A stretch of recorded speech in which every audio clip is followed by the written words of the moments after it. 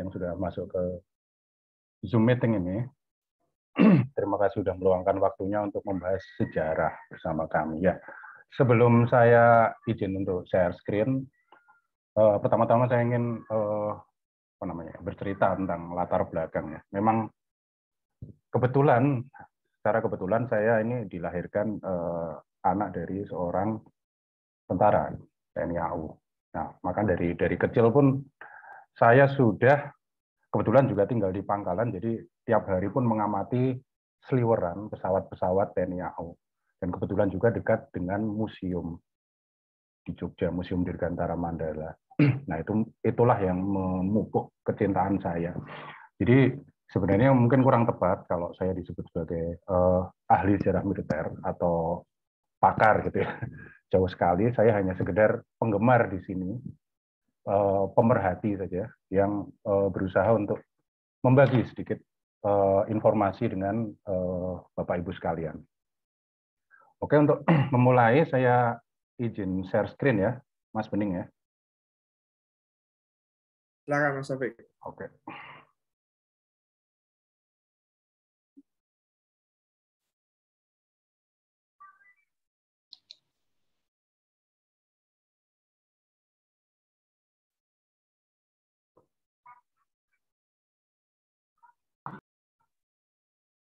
Ya, apakah sudah terlihat, Mas?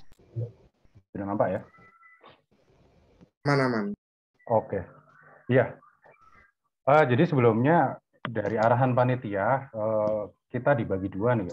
Saya tugasnya untuk membahas kekuatan udara Indonesia dari merdeka hingga tahun 1965. Kemudian periode setelahnya adalah akan dibahas oleh Mas Danto. Nah, karena ini mulainya dari 45, tentunya nggak bisa dipisahkan dari kemerdekaan Indonesia ya pada waktu itu. Dengan induknya adalah Tentara Nasional. Nah, bagaimana sih sebenarnya sejarahnya? Kita lihat pertama kali. Yang pertama adalah dibentuk BKR pada tanggal 22 Agustus 45 sebagai amanat dari putusan PPKI, Panitia Persiapan Kemerdekaan Indonesia. Nah, ini adalah bentuknya BKR, bukan tentara. Jadi tugasnya pun hanya sekedar menjaga sebenarnya. Nah, dari BKR ini ada kecabangannya, yaitu BKRO atau BKR Udara. Nah, tugasnya adalah menjaga beberapa pangkalan udara bekas Jepang, seperti Maguwo, Andir, Cililitan. Kemudian, periode selanjutnya adalah pada tanggal 5 Oktober 1945, BKR berubah menjadi TKR atau Tentara Keamanan Rakyat, Keselamatan Rakyat berdasarkan maklumat Presiden. Nah, BKR Udara pun berubah menjadi TKRO atau TKR Udara atau yang lebih lazim disebut TKR Jawatan Udara. Jadi bagian angkatan udaranya ini hanya sekedar jawatan saja ya. Kalau di pemerintahan itu jawatan mungkin setara eselon 2 atau 3. Jadi belum mandiri, belum berdiri sendiri. Nah, perkembangan yang terakhir barulah pada tanggal 9 April 1946 berdasarkan keputusan Presiden, itu BKR Udara ditingkatkan statusnya menjadi AURI atau Angkatan Udara Republik Indonesia dengan dipimpin oleh Komodor Udara Suryadi Surya Dharma nama lengkapnya ya. Nah, ini sekarang posisinya udah setara dengan angkatan lain. Kemudian juga salah satu tugasnya adalah merebut dan mengamankan pangkalan serta alutsista berupa pesawat-pesawat dan peralatan peninggalan Jepang. Jadi nanti pasukannya merebut, mengamankan, dan kemudian diinventarisir. Itulah tugasnya Angkatan Udara Republik Indonesia pada waktu itu. Nah, bagaimana profil sebelum masuk ke alutsista, bagaimana profil kepala atau kasau pertama kita, Bapak Surya Dharma? Mungkin juga rekan-rekan belum pernah lihat fotonya seperti apa. Nah, ini adalah fotonya. Oh ya, sebelumnya sebisa mungkin saya menggunakan, karena saya dari Arsip Nasional, sebisa mungkin saya menggunakan sumber yang kami punya ya. Barulah kalau kami tidak ada, kita ambil dari sumber lain. Nah, ini salah satunya adalah dari IPOS, Indonesia Press Photo Service. Di sini kelihatan bahwa Pak Surya Dharma adalah yang berada di sebelah kirinya Bapak Sudirman. Ini momen dalam suatu rapat di Madiun. Di situ nampak terlihat bahwa pimpinan tentara kita itu masih sangat muda, dan memang muda. Jenderal Sudirman itu diangkat menjadi panglima pada umur 29 tahun. Sementara Pak Surya Dharma kalau tidak salah 34 tahun. Udah jadi kasau ya. Udah jadi pimpinan AURI, sangat muda sekali. Nah, ini salah satu foto tertua dari Pak Surya Dharma yang kita simpan ya. Di sini kita lihat sedang dijamu beberapa saat setelah tiba di lapangan udara Kemayoran. Nah, sedikit biografi tentang Pak Surya Dharma ini. Itu beliau adalah lulusan Akademi Militer Breda ya, Akademi Militer di Belanda. Ya. Kemudian pulang ke Indonesia, waktu itu masih Hindia Belanda, masuk ke sekolah penerbang di Kalijati di Subang ya. Setelah lulus, kemudian menjadi navigator atau apa ya namanya, petunjuk arah ya, dalam pesawat pembom. Nah, sebenarnya dia secara kecerdasan, secara kemampuan cukup bisa untuk menjadi pilot. Nah, cuman karena memang apa namanya, kebijakan pada saat itu pribumi belum diperkenankan untuk memegang kendali pesawat sendiri, maka beliau menjadi navigator dan sempat ikut juga dalam misi-misi waktu awal serangan Jepang ke Indonesia, yaitu misi pemboman di Kalimantan. Gitu. Nah, beliau ini sampai sekarang menjadi kasau terlama, Kepala Staf Angkatan Udara yang terlama dari 46 hingga tahun 1962. 62. Jadi sekitar berapa tahun itu? Lama sekali. Nah, itu dari tokohnya. Kemudian apa sih alutsista atau pesawat pertama yang kita miliki? Seperti tadi saya jelaskan bahwa tugas dari BKR kemudian TKR itu merebut pangkalan udara beserta pesawatnya. Nah, modal awal dari Angkatan Udara ya pesawat-pesawat itu, pesawat-pesawat rampasan dari Jepang. Salah satunya seperti nampak di foto ini. Mungkin rekan-rekan semua udah tahu kira-kira ya, ini kalau foto ini kira-kira di daerah mana. Nah, ini adalah alun-alun kota Yogyakarta. Pada tahun 1945, bulan November, tanggal 10 November. Jadi ini momennya adalah ketika ada rapat raksasa yang dihadiri oleh Presiden Soekarno. Di tempat lain di Surabaya, tanggal 10 November itu ada pertempuran Surabaya yang terkenal sehingga diperingati menjadi Hari Pahlawan. Nah, di sini kelihatan pesawat-pesawat tadi yang disita dari pangkalan-pangkalan militer Jepang itu sebagian kita punya puluhan ya, tapi yang bisa diperbaiki dan diterbangkan kembali sedikit sekali. Salah satunya adalah ini. Ini adalah pesawat Cureng ya. Cureng atau Guntai ini. Cureng kelihatannya nampaknya. Ini pesawat ini pun nanti akan digunakan untuk melakukan pemboman di Ambarawa dan kota-kota sekitarnya. Nah, salah satu misi pertama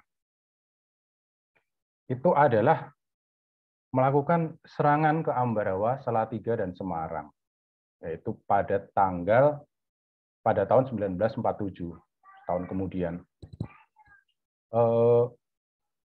Serangan ini adalah ekses atau respon dari agresi 21 Juni 1947.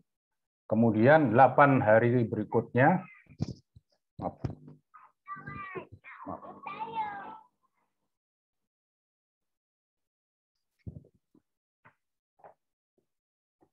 kemudian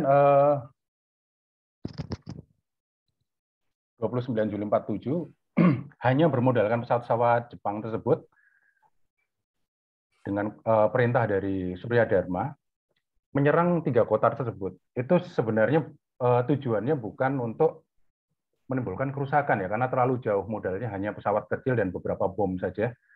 Sebagai apa ya? Hanya sebagai penegasan saja bahwa ini loh kami ada, kami melawan gitu. Kami tidak setuju dengan pendudukan ini. Tetapi eksesnya adalah sore harinya Belanda langsung melakukan pembalasan dengan tindakan yang menurut saya pribadi itu pengecut ya. Yaitu dia menembak jatuh pesawat Dakota charteran dari Indonesia dengan nomor penerbangan, nomor bodinya VTCLA yang membawa obat-obatan dari Singapura menuju Yogyakarta. Waktu itu nama bandaranya lapangan terbang Maguwo ya.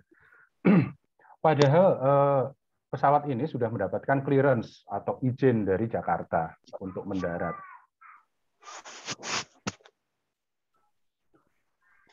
Nah, maaf. Kemudian pesawat kejadian ini akhirnya memakan korban perwira-perwira muda TNI AU. Seperti yang kita ketahui ada Adi Sucipto, Adi Sumarmo, dan juga Abdurrahman Saleh. Tiga-tiganya masih muda dan ikut gugur ya, sehingga untuk memperingati kejadian tersebut dijadikan nama beberapa bandara di Indonesia. Nah, kemudian peristiwa ini akhirnya dikecam karena pada saat itu ada juga orang Inggris atau prajurit Inggris yang sedang berada di Yogyakarta dan menyaksikan langsung peristiwa tersebut, bahwa Dakota itu, pesawat itu bahkan sudah sudah approach landasan, jadi sudah berada di atas landasan tapi masih ditembaki. Nah, itu memang suatu tindakan yang kurang terpuji untuk menembaki pesawat tanpa senjata ya, bukan pesawat tempur, ini pesawat transport gitu ya. Nah, perkembangan selanjutnya tahun 48 ya. 48. Nah, kalau tadi kan alutsistanya dari rampasan Jepang. Nah, alutsista asli yang kita beli sendiri apa yang pertama? Yang pertama ini sebenarnya pesawat pertama milik Indonesia yang kita beli adalah Dakota DC-3 yang dinamai Selawah atau Bukit Emas dalam bahasa Aceh ya. RI 001 ya nomornya.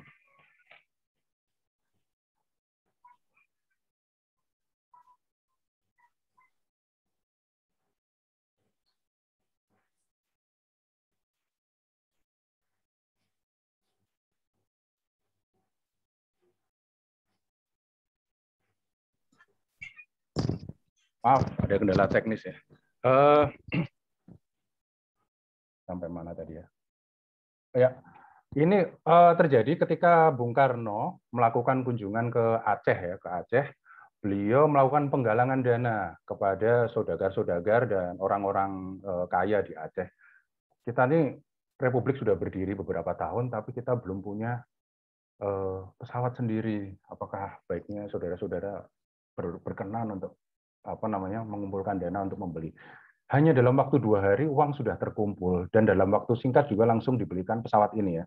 Pesawat ini dikasih nomor registrasi RI 001 dan sempat digunakan untuk kegiatan kenegaraan, untuk melakukan kunjungan peninjauan ke daerah-daerah.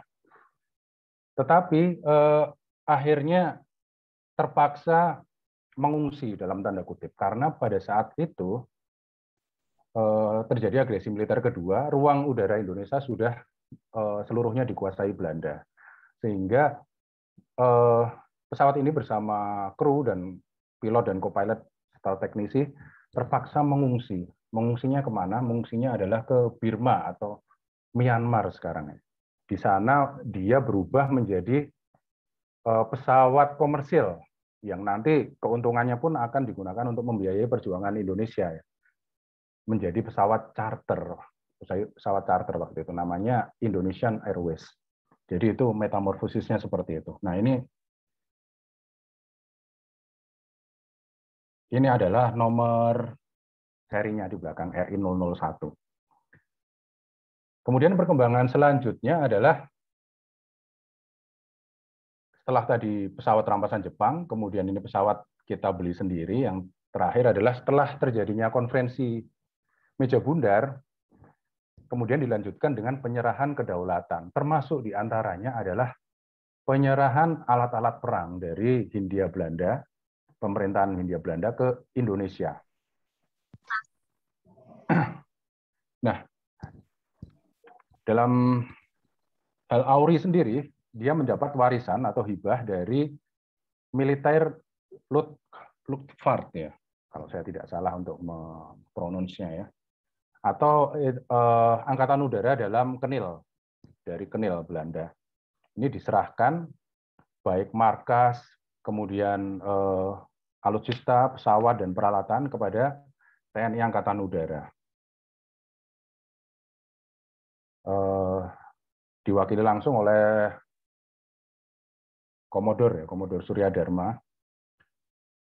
Nah, di sini terlihat juga bahwa dia mendapatkan selamat dari Jenderal Van Langen. Nah, Van Langen ini kalau rekan-rekan tahu, itu adalah komandan yang memimpin agresi militer kedua yang merebut Yogyakarta waktu itu dan menawan Presiden dan Wakil Presiden Soekarno dan Hatta. Waktu itu dia masih berpangkat kolonel. Nah, waktu penyerahan ini sudah berpangkat Maijen, naik 1 tingkat. Diserahkan. Nah, yang diserahkan apa ya? Tentunya pesawat-pesawat Belanda ya. Pesawat Belanda ini sebagian besar adalah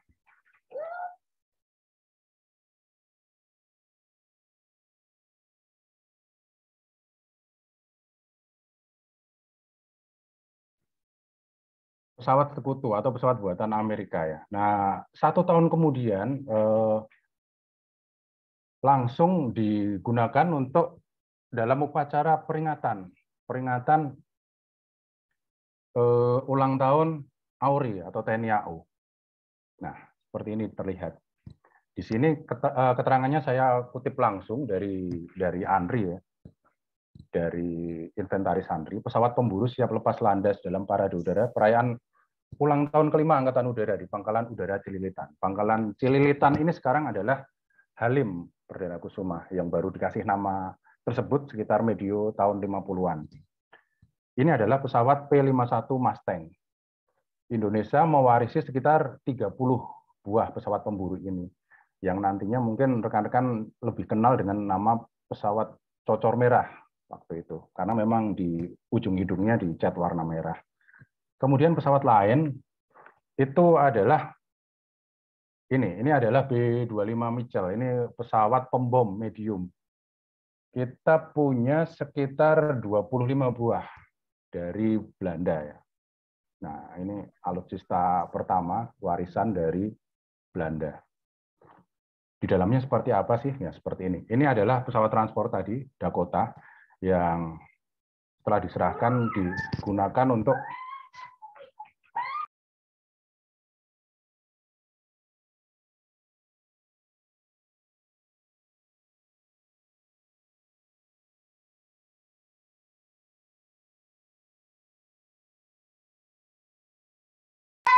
mohon maaf ya, saya sendirian dengan anak saya soalnya.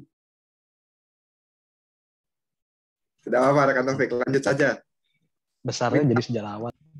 Ya, ini kalau saya lihat, ini pesawat transport zaman dulu, misi-misi kunjungan ini ada Sri Sultan, di situ ada pejabat-pejabat Indonesia. Jadi tidak nyangka bahwa pejabat-pejabat zaman dulu kalau berkunjung seperti ini ya. Tidak seperti yang kita bayangkan sekarang kunjungan menggunakan Garuda Indonesia, Bapak dengan kursi yang lebih proper. Ini sambil menunggu rekan Taufik ini, rekan Taufik, apakah bagaimana sebaiknya? Sudah, maaf, cari itu tontonan anak-anak. Ya, silakan. Oke, kita lanjut. Nah, ini kita lihat di dalamnya sih memang tidak senyaman pesawat sekarang ya. Nah, tapi pesawat ini yang menemani perjuangan para pemimpin bangsa kita pada saat itu.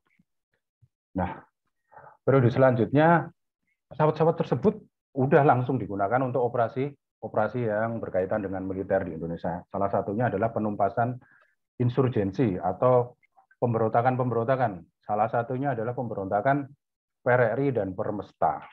Nah, mungkin ada pertanyaan. Indonesia itu pesawat Indonesia pernah nggak sih bertempur langsung dan menjatuhkan pesawat musuh? Pernah. Nah, inilah jawabannya. Ini adalah orang satu-satunya dari TNI AU pilot yang pernah menembak jatuh pesawat musuh. Namanya adalah Pak Ignatius Dewanto. Dia menembak pada tahun 58 ya kalau tidak salah. Menembak pesawat B-26 yang dipiloti oleh warga Amerika namanya Alan Lawrence Pope. Ditembak pesawatnya jatuh, tetapi dia berhasil bail out, kemudian keluar dari pesawat dengan parasut, kemudian menderita luka dan ditangkap, kemudian dibawa ke Jakarta untuk diadili. Nah, di pengadilan tersebut dia dihukum mati karena membantu pemberontak ya. Tetapi Soekarno tidak begitu saja langsung menghukum. Soekarno menjadikan tawanan ini sebagai kartu as ya, atau kartu truf ya, dalam diplomasi dengan Amerika pada saat itu. Dampaknya apa? Waktu itu pemerintahannya masih Eisenhower. Eisenhower itu kurang ramah atau kurang bersahabat dengan Soekarno ya pada saat itu. Salah satu momennya adalah beliau disuruh menunggu agak lama. Maaf.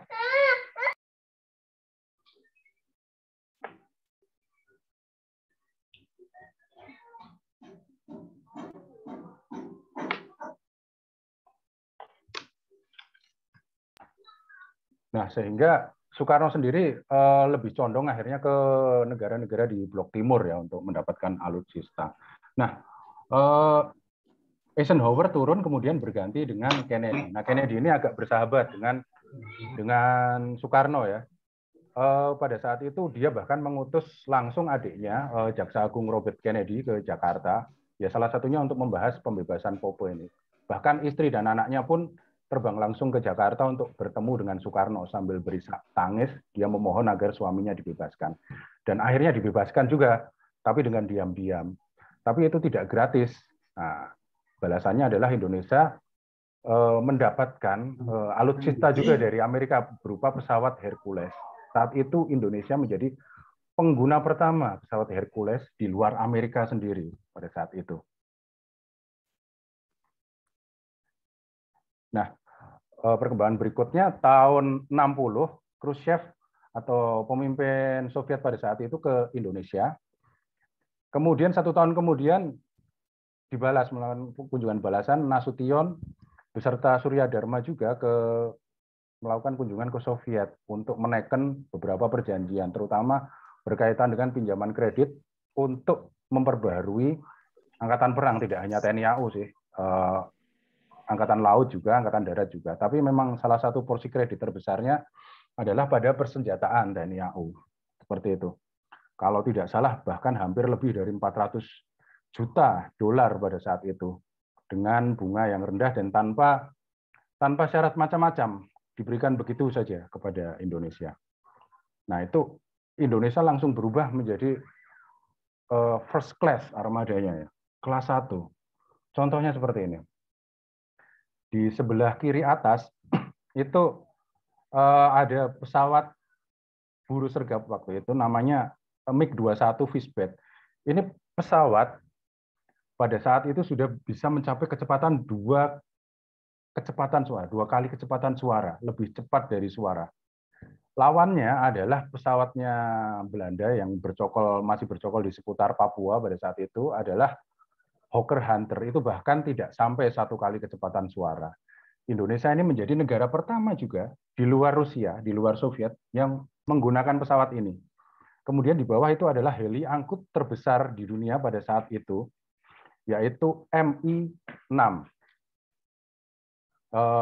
Di kanan atas kita lihat juga pesawat Hercules seperti yang saya jelaskan tadi, Indonesia punya kekuatan awal sekitar 10 buah. Kemudian yang terakhir di gambar ini adalah ini rudal darat ke udara, SA-2 namanya. Nah, rudal ini pun yang digunakan Rusia untuk menjatuhkan pesawat U-2, pesawat mata-mata Amerika pada saat itu. Jadi memang pada saat itu kita mendapat alutsista yang kelas 1, first class, bahkan belum digunakan di negara luar gitu, belum digunakan di negara-negara lainnya. Nah, momok utama bagi Belanda sebenarnya adalah pesawat ini. Oh maaf, ini. Ini adalah TU-16 Badger ya, kode name-nya. Ini adalah pesawat pembom strategis yang dimiliki oleh Indonesia, sehingga menempatkan Indonesia menjadi negara keempat yang memiliki pesawat pembom strategis selain Amerika, Inggris, dan Soviet pada saat itu. Nah, pesawat ini diproyeksikan untuk melawan atau menghancurkan kapal induk Karel Doorman yang di plot Belanda untuk menjaga di perairan sekitar Papua atau Irian Barat. Memang pada saat itu konfliknya adalah konflik Irian Barat dalam rangka operasi Mandala atau Trikora ya. Bisa rekan-rekan lihat di sebelah kiri kanan itu ada cantelan rudal besar sekali. Itu mungkin ukurannya seukuran pesawat tempur yang paling kecil. Itu adalah AS-1 Kernel ya namanya. Satu rudal itu dari tinjauan teknis bisa menghancurkan bangunan yang berada di tengah dek kapal induk tersebut, atau orang menyebutnya istilahnya adalah island atau pulau.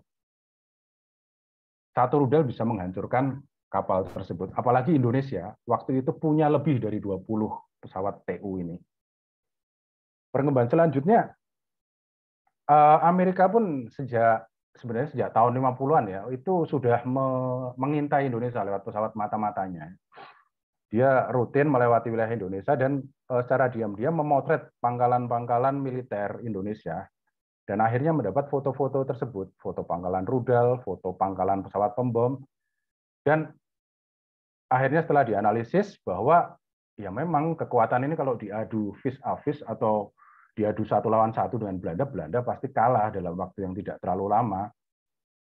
Ya akhirnya dengan bantuan Amerika juga Belanda terpaksa akhirnya mundur. Ini tanpa sekalipun pertempuran udara ya waktu itu. Jadi belum bertempur Belanda udah mundur. Saking hebatnya waktu itu. Dan ini yang terakhir, selain itu juga kita punya pesawat transport untuk untuk kepresidenan ini ya, pesawat Lockheed C-140 Jetstar sekarang ada di Museum Dirgantara Mandala ya.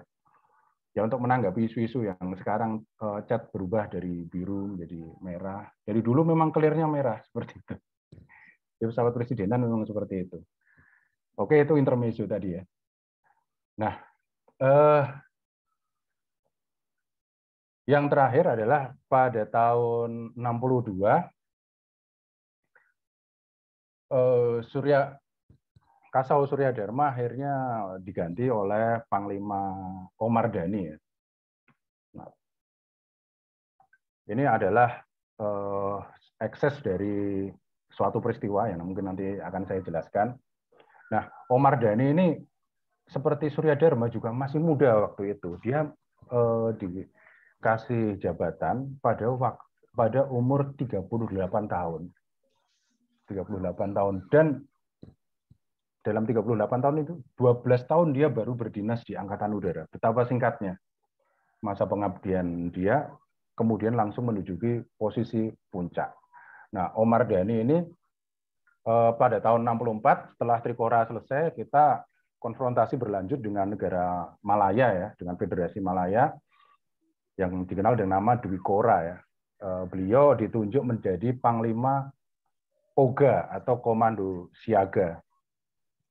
Nah, di akhir penjelasan saya ini bahwa sebenarnya masa keemasannya ya pada saat Omar Dhani ini dan pada akhir masa Surya Dharma itu, di mana kita mendapat alutsista terbaik dan terbaru pada saat itu. Dan terbukti di di konflik Trikora itu memenangkan, menjadi faktor penentu juga untuk akhirnya Belanda angkat kaki dari Indonesia. Nah, akhirnya kejayaan ini harus dalam tanda kutip harus berakhir dengan peristiwa G30S ya, yang merubah peta politik. Selanjutnya Indonesia sudah tidak condong lagi ke blok timur. Kemudian bagaimana nasib pesawat itu, nah nanti akan kita jelaskan. Untuk sementara itu dulu paparan dari saya, mungkin bisa lanjut ke Mas Mudanto. Nanti baru kita lanjut sesi tanya jawab. Demikian Mas Bening. Maaf tadi ada gangguan sedikit. Terima kasih. Terima kasih rekan Taufik. Wah, ini menarik dan banyak bisa kita acak-acak ya, ini bisa kita diskusikan lebih banyak nanti di akhir acara. Untuk sebelum ke sesi diskusi, langsung saja untuk pembicara kedua kita, Mas Danto. Waktu dan tempat dipersilakan Mas Danto, langsung saja.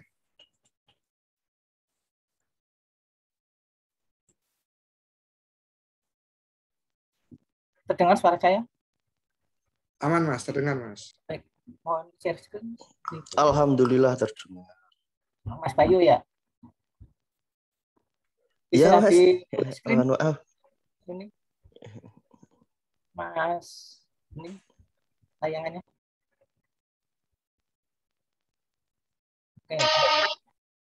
Baik, tadi kalau Mas Taufik tadi sudah berbicara tentang kekuatan udara kita di era tahun 60-an, saya melanjutkan di era tahun 70 sampai 90-an ya. Nanti akan saya bagi menjadi 3, dekade 70-an, 80-an, dan 90-an. Pada dekade tahun 70-an merupakan fase transisi ya, dari dominasi pesawat blok timur menuju ke barat, serta pergeseran dari doktrin outward looking menjadi inward looking. Pada masa Soekarno kan kita melihat musuh dari luar. Ada musuh yang mau menyerang kita dari luar, seperti Trikora, Dwikora, yang kita lawan dari Nekolim kan waktu itu. Sedangkan pada masa era Orde Baru, alutsista udara itu dianggap sebagai sarana penunjang untuk menangani gangguan keamanan di dalam negeri, bukan sebagai kekuatan penangkal serangan dari luar. Dan ini juga mempengaruhi postur organisasi dari alutsista kita sendiri pada waktu itu. Pada tahun 1970-an, pembangunan kekuatan udara kita itu ada penambahan pesawat latih, pesawat tempur, dan pesawat helikopter. Yang pertama adalah penambahan 25 pesawat T-34 Turbominter, atau kalau orang-orang di Adi Sucipto itu para instruktur menyebutnya Charlie. Pesawat ini menggantikan T-34A atau Minter Alpha, atau yang biasa disebut sebagai pesawat Alpha ya. Pesawat ini diperoleh TNI AU pada tahun 70-an untuk menggantikan pesawat T-34A yang mulai digunakan pada tahun 1961.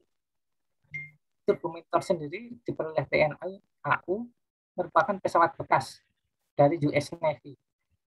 Oke, slide kedua. Mas Nik. Oke, ini pesawat T-34 itu seperti ini. T-34A itu juga nggak beda jauh, cuma beda di ini, air intake-nya ini. Kalau ingin membedakan cuma ini, antara turbo alpha dan turbo minter itu cuma di air intake-nya ini. Yang paling gampang. Pesawat ini dipergunakan dari tahun 70-an sampai tahun 2018. Dan sekarang udah dipensiunkan, diganti dengan pesawat Grop buatan dari Jerman. Next, ini untuk pesawat tempurnya kita ada penambahan 3. Yang pertama adalah 16 pesawat F-86 Avon Saber bekas dari Australia, didatangkan bagian dari program Garuda Bangkit. Pesawat ini single seater, kemampuannya tidak begitu bagus, beberapa kali mengalami kecelakaan, paling tidak ada 3 kali kecelakaan yang menewaskan 1 pilot. Pesawat ini digunakan sebagai pesawat pengganti MiG-21 dan ditempatkan di Skadron Udara 14 Wahyudi. Pesawat ini dipensiunkan pada tahun 1980. Ya, Avon Saber itu yang sebelah kiri, Selanjutnya yang sebelah kanan ini T-33 bird. Kita memperoleh T-33 bird ini sebanyak 19 unit bekas dari Amerika Serikat, didapat melalui program Peace Modern Project. Pesawat ini merupakan pesawat latih. Namun karena waktu itu TNI AU tidak memiliki pesawat operasional yang jumlahnya cukup, maka pesawat latih pun kita gunakan sebagai pesawat operasional dan ditempatkan di bawah Wuhanutnas. Pesawat ini dipensiunkan pada tahun 1980-an. Baik Avon Saber maupun T-33 ini dua-duanya pernah dilibatkan dalam operasi di Timor Timur pada awal-awal operasi Seruja. Terus penambahan pesawat yang ketiga ini adalah 16 pesawat Ovitan Bronco. Ini pesawat baru dari Amerika Serikat. Pesawat ini berfungsi sebagai point counter insurgency atau lawan pemberontakan.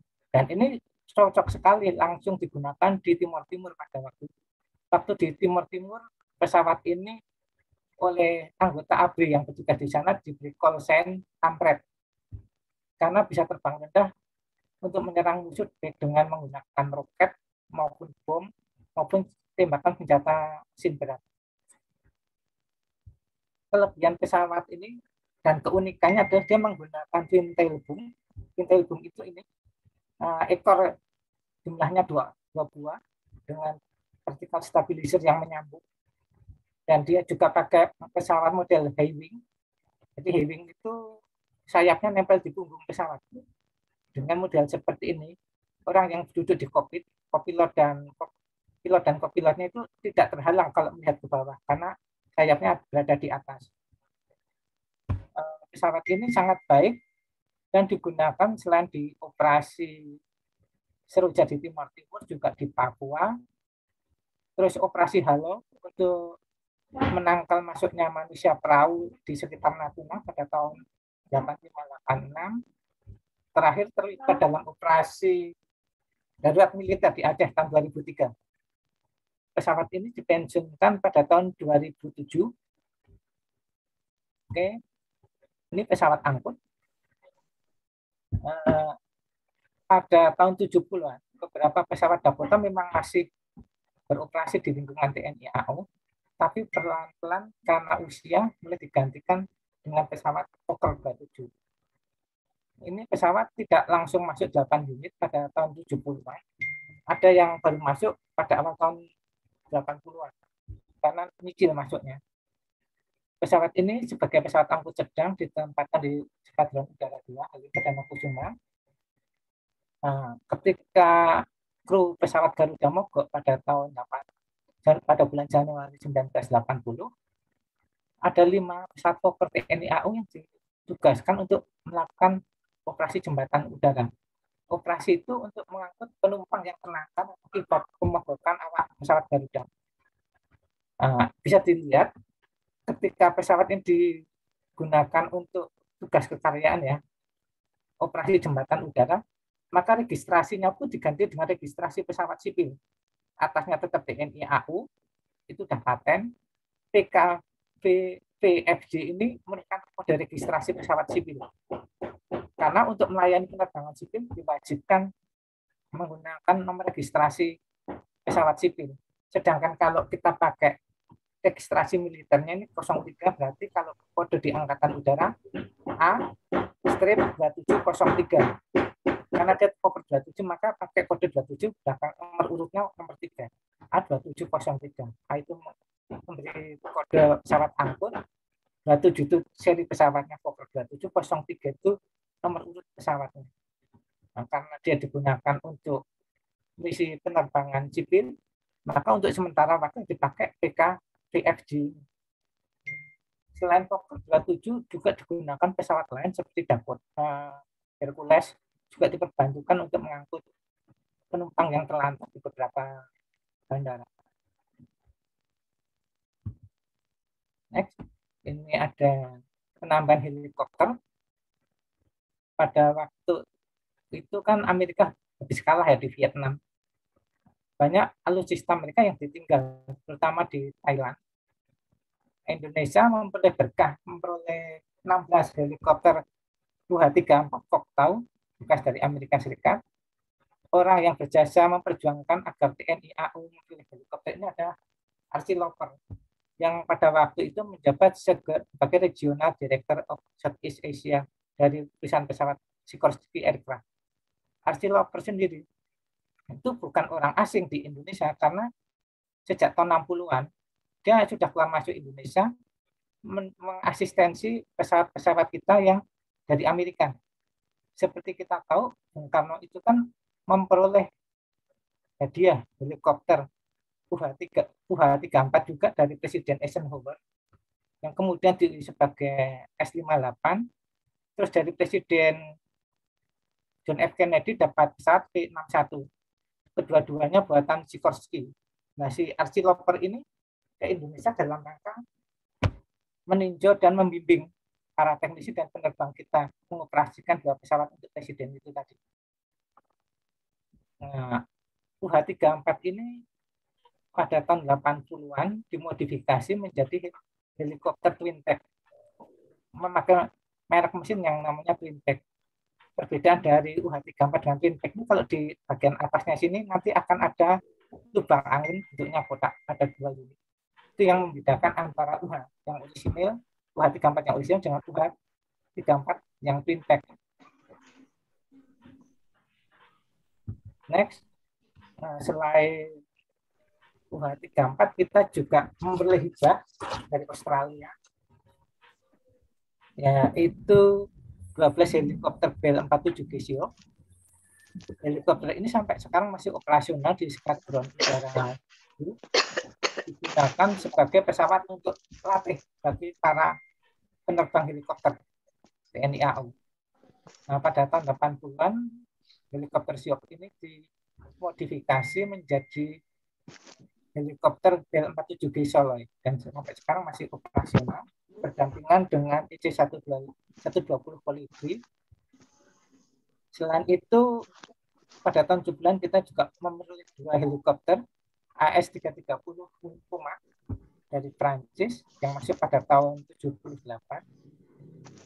Helikopter Puma ini punya prestasi yang mengharumkan Indonesia pada waktu itu di tingkat internasional, yaitu dengan meraih predikat juara 2 dalam ASEAN Helicopter Championship tahun 1994 dan Second Brunei ASEAN Helicopter Invitation Championship pada tahun 1997 di Brunei Darussalam.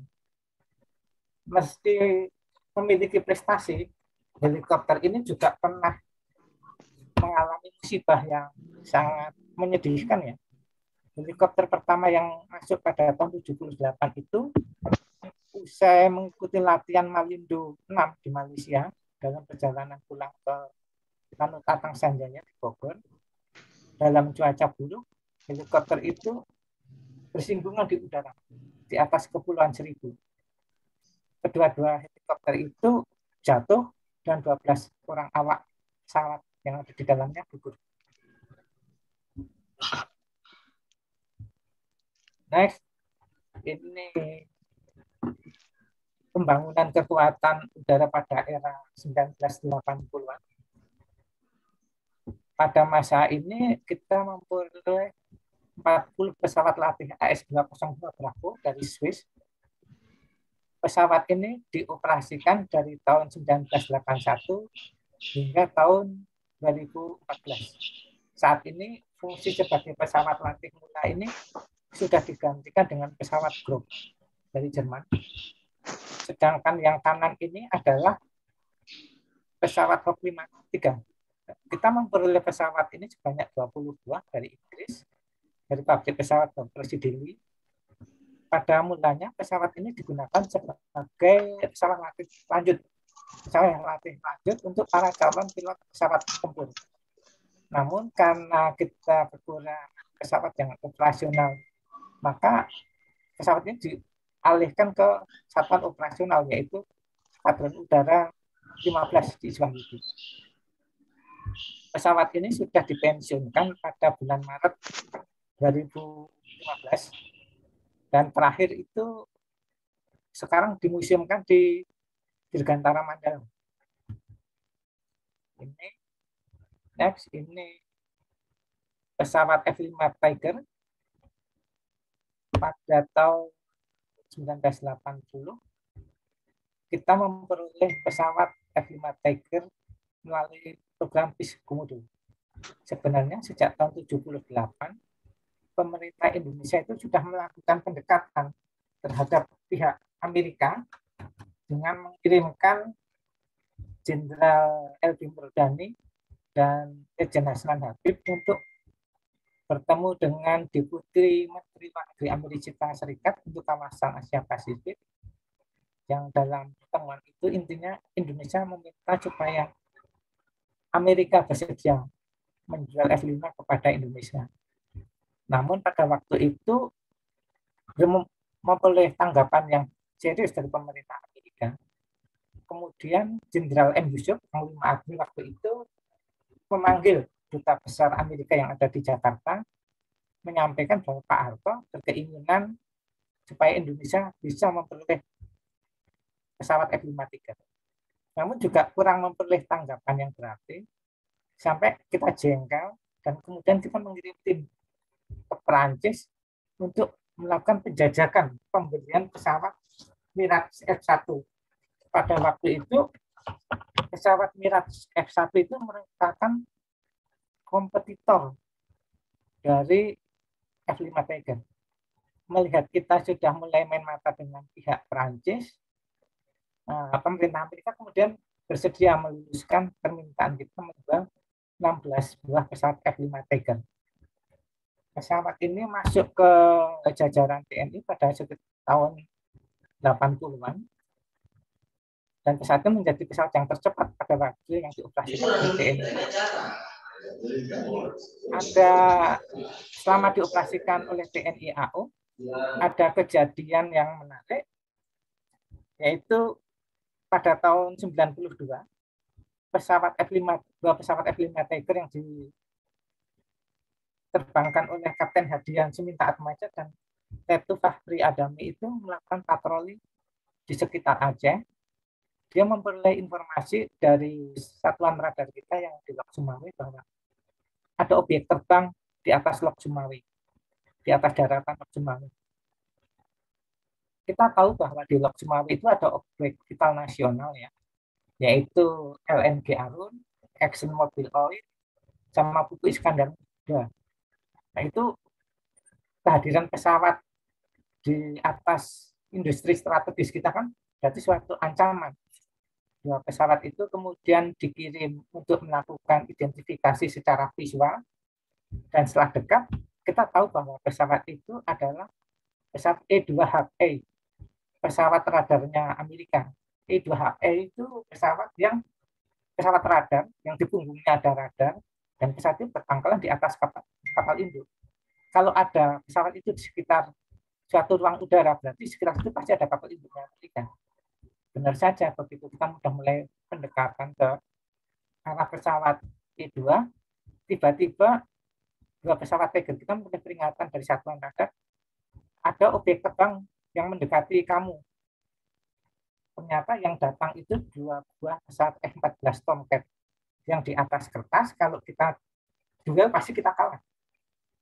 Bukan lawan kita untuk Tiger melawan F-14 Tomcat. Akhirnya setelah kita bayang-bayangi dan mulai kontak radio, mereka bersedia kembali masuk ke di atas Selat Malaka menjauh dari daratan Lok Sumawe. Kejadian-kejadian itu seperti itu sering kali terjadi dan jarang diketahui oleh pihak umum, ya. Terus pada tahun 2007 juga ada kejadian yang sama, tapi ini kasusnya di Pulau T, NTT. Satuan radar kita yang di Buleleng, di Kupang itu mendeteksi adanya 5 objek terbang dari arah Australia. Waktu itu kebetulan kita ada pesawat yang standby di Kupang, kemudian melakukan identifikasi visual. Setelah kita dekati, ternyata pesawat itu punyanya Australia, terdiri dari 4 pesawat F-18 Hornet dan 1 pesawat C-130 tanker.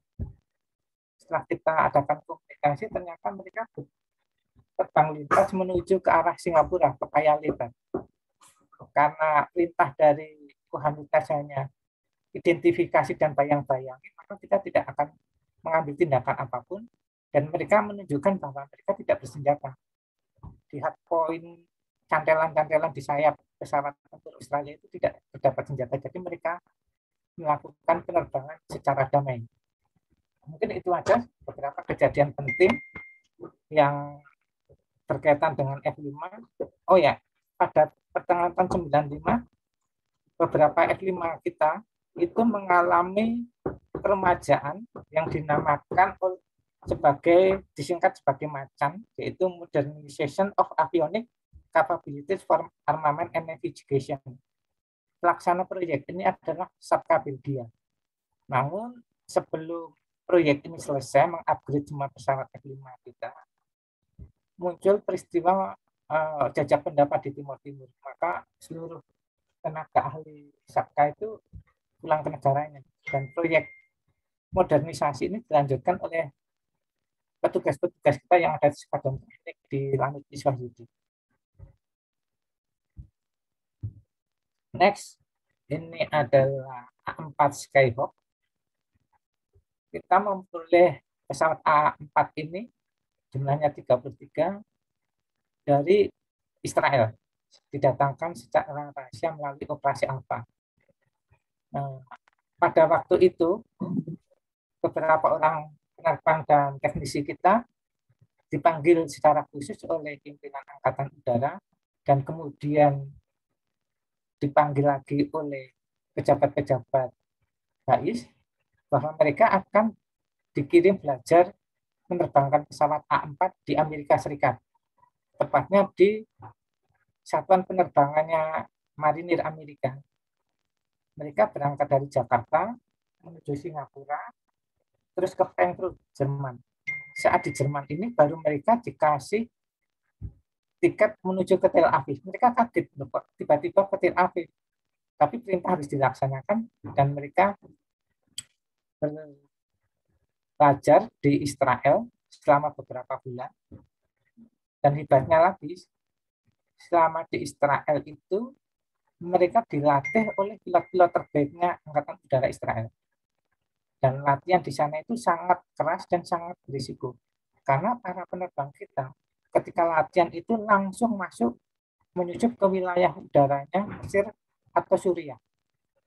Bisa dibayangkan kalau sampai terjadi pesawat jatuh atau tertembak, itu akan mengganggu hubungan diplomatik kita dengan dua negara tersebut, yang notabene merupakan negara sahabat. Sedangkan kita justru mengirim orang belajar di negara yang kita tidak punya hubungan diplomatik pada waktu itu.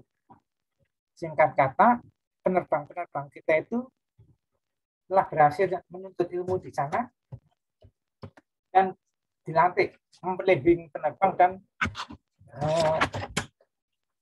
ijazah penerbang.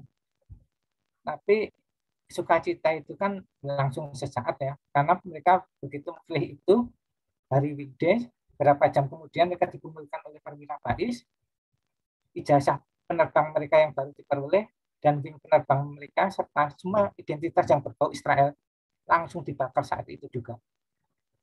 Habis itu baru mereka dikirim ke Amerika Serikat untuk seolah-olah mereka itu belajar di sana. Mereka ditempatkan di pangkalan udara marinirnya Amerika di Yuma, Arizona, dan mereka di sana disuruh bergaul dengan orang-orang yang ada di sana, menjalin kontak supaya seolah-olah mereka itu punya teman di sana waktu belajar di sana. Nah, rahasia ini baru diketahui publik ketika Marsikal Muda Djoko Purwoko memperoleh izin menulis biografinya oleh Kasau. Jadi, tapi dia hanya boleh menuliskan ceritanya saja, tidak boleh menyebutkan orang-orang lain yang terlibat dalam operasi itu. Siapa-siapa aja yang telah dikirim di sana. A4 Skyhawk sendiri dioperasikan hingga tahun 2003 karena pada waktu itu jumlahnya yang datang dari Israel cukup banyak.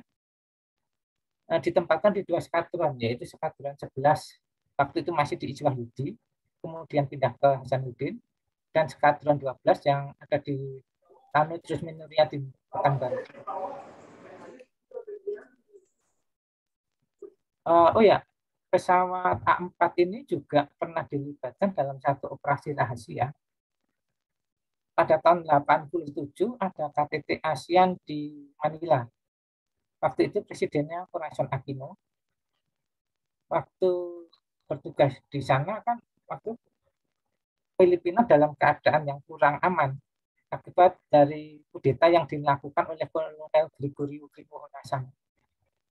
Nah, untuk antisipasi apabila delegasi RI-1 memilih gangguan, pihak pimpinan TNI waktu itu mengirimkan 4 unit pesawat A4 di Lanut Samratulangi dengan persenjataan penuh. Tujuannya apabila kegiatan RI-1 di sana memperoleh gangguan, maka pihak-pihak yang melakukan serangan itu akan dipukul dari udara dengan menggunakan A4 Skyhawk ini. Pada waktu itu, setiap pesawat dilengkapi dengan 8 unit bom MK82. Next. Ini penambahan untuk pesawat angkut. Ini tahun 80 masih melanjutkan pengadaan Fokker 27 dari Belanda. Dan penambahan satu Fokker 28 hibah dari Pelita Air Service. Pesawat ini ditempatkan di Skadron Udara 17 yang merupakan skadron untuk angkutan VVIP. Bisa dilihat, ini ada Presiden Abdurrahman Wahid baru turun dari pesawat. Beliau sedang usia melakukan kunjungan ke daerah.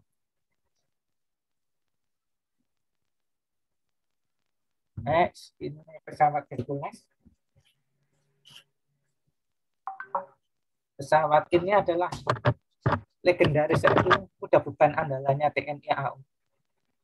Kalau tadi Mas Taufik menceritakan bahwa tahun 60-an kita memperoleh pesawat Hercules, itu adalah seri B yang datang pada tahun 1980-an itu ada seri H kebanyakan.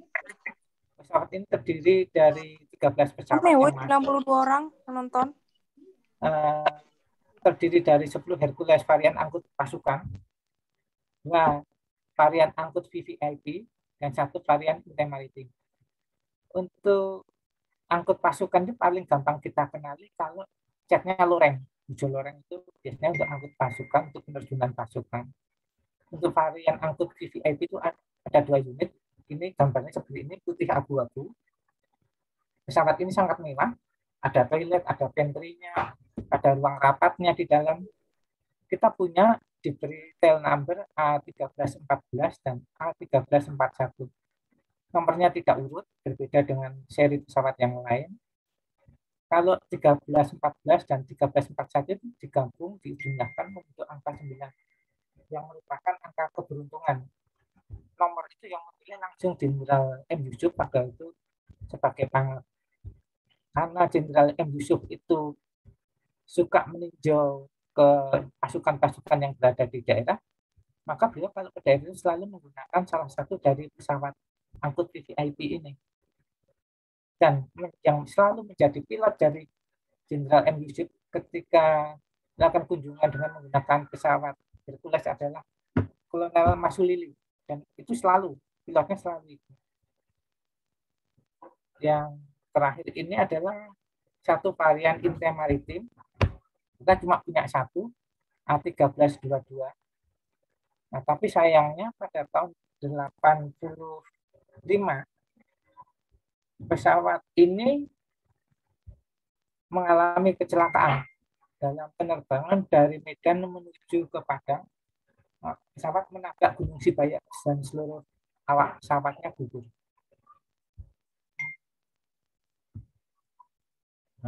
Ini adalah pesawat intai maritim pada tahun 80-an. Kita memperoleh 3 pesawat Boeing 737 seri 200 surveillance. Pesawat ini datang di Indonesia pada tahun 82 dan dilengkapi dengan radar AN/APS 135 Set Looking Airborne Modular Multi-Mission Radar atau SLAMR buatan Motorola. Radar SLAMR itu yang ini, yang ada di punggung memanjang ini seperti balok. Radar ini merupakan radar yang paling canggih pada masanya. Namun pada tahun 2003 udah diganti dengan radar yang lain. Nah, 3 pesawat ini masing-masing memiliki tipe radar yang berbeda-beda. Nah, pesawat ini karena berfungsi sebagai pesawat intai maritim, maka ditempatkan di Skadron Udara 5 di Lanut Hasanuddin. Tugas utama pesawat ini adalah melakukan patroli maritim di sekitar ZEE dan alur laut kepulauan Indonesia. Karena dia mempunyai durasi terbang yang cukup lama, bisa sampai 8 jam. Ini bisa dilihat, ini display tampilan radar dan perangkat avionik yang di sana, perangkat sensor yang ada ini. Dan radar juga dilengkapi dengan FLIR, forward looking infrared, untuk mempertajam gambar yang diperoleh. Terus ini helikopter yang kita peroleh penambahan tahun 80-an itu ada helikopter AS330 Puma, lanjutan dari pengadaan tahun 70, dan hibah 12 helikopter Hughes MD500 dari Berita Air Service. Helikopter ini ditempatkan di Skadron 7 juga sebagai helikopter latih. Namun sebelum diserahkan ke TNI AU secara hibah, helikopter sering dipinjam oleh TNI untuk melakukan operasi di Timur Timur waktu itu, pada awal-awal operasi Seroja. Next, ini pembangunan kekuatan di era 90-an. Ini yang paling fenomenal, karena kita pada masa ini melakukan penambahan 12 pesawat F-16 Fighting Falcon dari Amerika Serikat melalui program PIS Bimasina 1. Pesawat ini berjumlah 12 dan ditempatkan di bawah Skadron Udara 3 Iswahyudi. Ketika kita memilih pesawat ini, sebenarnya ada 2 kompetitor lain yang ditawarkan ke Indonesia, yaitu F-20 Tiger Shark, buatan dari Northrop Amerika, itu pengembangan dari F-5 Tiger, dan satunya lagi Mirage 2000 dari Prancis. Tapi kita memilih F-16 karena telah battle proven dibanding 2 kompetitornya. Yang membuat pesawat F-16 itu battle proven adalah Israel. Dia menggunakan F-16 untuk pertempuran yang nyata melawan Suriah di Lembah Bekaa, sama penyerangan reaktor nuklir Irak di Tamus pada tahun 82 atau 83. Satu peristiwa penting yang dialami oleh F-16 kita adalah pencegatan pesawat tempur Amerika di atas Bamiyan tahun 2003. Pada waktu itu ada gugus kapal Indo-Amerika melintas di Laut Jawa, yaitu dari kapal Indo Cat Vincent CVN-70 melintas di Laut Jawa. Pada siang itu pesawat Buruk yang terbang dari Ngurah Rai menuju Jakarta, kalau nggak salah, melihat secara visual 2 pesawat tempur. Pilotnya kemudian menginformasikan ini ke tower Ngurah Rai. Ngurah Rai kemudian lapor ke Kuhanutnas. Kuhanutnas memberi respon mengirim 2 pesawat tempur F-16 untuk melakukan identifikasi. Setelah bertemu dengan mereka, kita sempat di-lock. Pesawat kita sempat dikunci oleh pesawatnya Amerika F-18 Hornet dan sempat mau ditembak. Untung kita menggoyang-goyangkan sirip bahwa kita tidak bertujuan menyerang. Akhirnya kita disuruh minggir dan mereka melintas di perairan kita. Terus pengadaan kedua pada era tahun 90-an adalah... Mohon maaf Mas Danto, bisa dipercepat ya Mas? 5 menit sudah lagi. Mau selesai. Oh siap. Oke. Ini ada 32 pesawat 109 dan 209 dari Inggris yang masuk mulai tahun 96 sampai tahun 99. Yang menarik kisah dari pesawat ini adalah 3 pesawat terakhir yang mau masuk ke Indonesia pada tahun 99 itu sama teknisi penerbang yang disewa oleh British Aerospace itu, pesawat kita ditinggal begitu saja di Bandara Don Muang, Thailand, tanpa keterangan apapun. Sedangkan kita meminta klarifikasi bahwa itu atas permintaan Kongres Amerika karena pesawat Hawk itu mengandung komponen-komponen buatan Amerika dan mereka tidak menginginkan pesawat itu dikirim ke Indonesia. Akibatnya ditaruh begitu aja di Thailand. Nah, pimpinan TNI waktu itu melakukan pendekatan ke pihak Thailand dengan mengirim Direktur BIPAIS dan Imam Santoso, Brigjen Marinir Imam Santoso, dan Asisten Pengamanan Angkatan Udara, Majen Cucu Juanda, untuk melakukan lobby. Akhirnya diperoleh kesepakatan pesawat kita boleh melakukan pemanasan agar tidak rusak. Tetapi oleh kita, pesawat itu kita bawa kabur melalui Laut Cina Selatan terus menuju ke Lanu Jepadio. Pilot yang ditunjuk untuk melakukan ini dipimpin oleh Teddy Gustari, almarhum Letkol Teddy Gustari, yang kemudian menjadi Komandan Skadron Udara 1. Karena jumlahnya banyak, ini ditempatkan di Skadron Udara 1 dan Skadron Udara 2. Ini penambahan alutsista pesawat angkut pada tahun 90-an. Yang kiri ini adalah Wing 707 3M1C, itu hibah dari Pelitang. Namun pesawat ini sebenarnya sejak tahun 79 atau tahun 80-an sudah sering dipinjam oleh TNI AU untuk melakukan misi-misi militer. Salah satu yang fenomenal adalah Operasi Babut Mabur.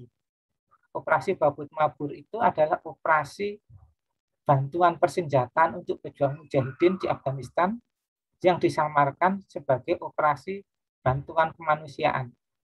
Jadi kita membantu gerilyawan mujahidin dengan memberikan senjata sebanyak ratusan pucuk AK-47 itu kita susupkan ke dalam peti-peti obat-obatan.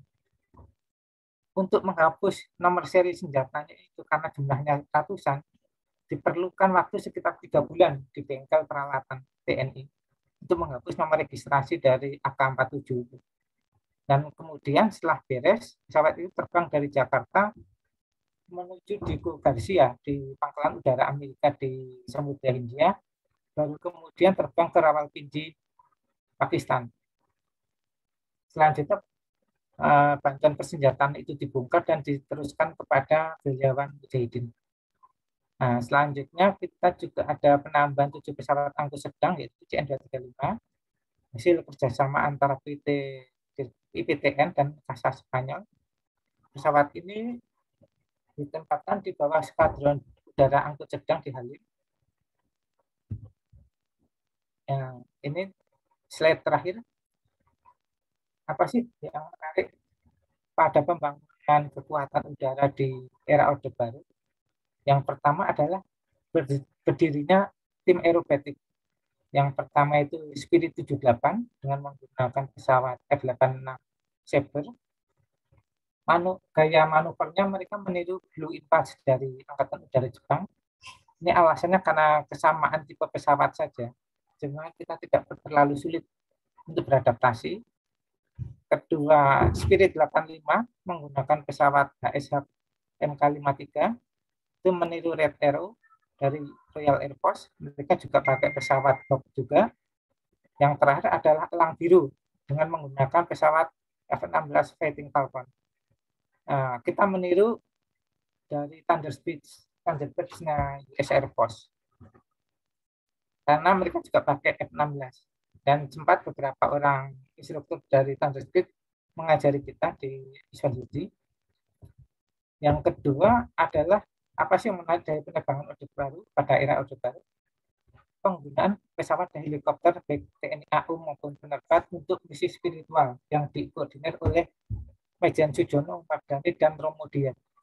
Pada awal-awal kepemimpinan Presiden Soeharto itu untuk melegitimasi kekuasaannya pakai cara-cara spiritual, yaitu dengan melakukan penerbangan-penerbangan untuk memperoleh benda pusaka dari berbagai daerah di Indonesia dengan menggunakan pesawat-pesawat TNI AU ini. Memasuki dekade tahun 90-an, pasca insiden Santa Cruz di Timor Timur, kita mengalami embargo persenjataan, akibatnya banyak alutsista kita yang terutama buatan barat tidak bisa terbang. Tapi ada satu peristiwa menarik waktu itu, karena kita sangat membutuhkan pesawat Hercules yang baik untuk tugas-tugas militer maupun tugas-tugas kemanusiaan.